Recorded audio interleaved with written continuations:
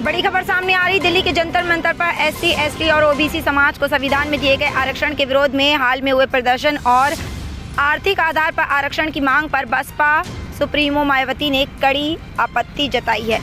उन्होंने कहा कि आरक्षण के मुद्दे पर ऐसा कोई कदम नहीं उठाया जाना चाहिए जिससे समता मूलक समाज और विकसित एवं सम्मानित देश बनाने के संवैधानिक प्रयासों को आघात पहुंचे।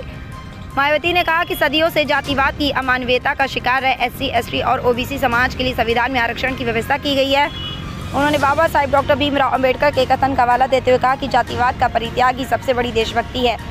ऐसे में लोगों को सही देशभक्ति का परिचय देना चाहिए।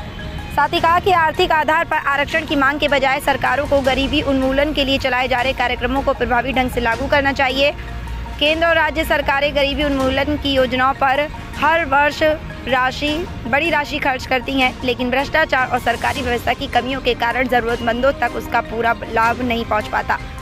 आर्थिक आधार पर लागू आरक्षण की व्यवस्था पर भी सवाल उठाते हुए कहा कि इसका अपेक्षित लाभ गरीब सवर्ण परिवारों को भी नहीं मिल पा रहा है और इसमें छलावा अधिक दिखाई देता है। साथ ही आरोप लगाया कि भ्रष्ट और जातिवादी सरकारी व्यवस्था ने आरक्षण के संवैधानिक प्रावधानों को सही तरीके से जमीन पर लागू नहीं होने दिया। उनका कहना है कि इसी वजह से एससी, एसटी और ओबीसी समाज के लोग आज़ादी के लंबे समय बाद भी गरीबी, जातीय दोष, शोषण, अत्याचार और भेदभाव का सामना कर रहे हैं।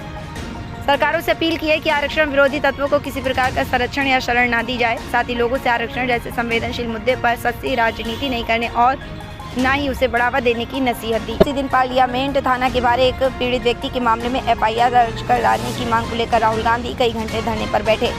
इस पर कांग्रेस को कोई आपत्ति नहीं थी। ठीक बगल में जंतर मंतर पर दलित और शोषित वर्गों को जातीय आधार पर दिए जाने वाले आरक्षण को खत्म करने की मांग को लेकर प्रदर्शन चल रहा था।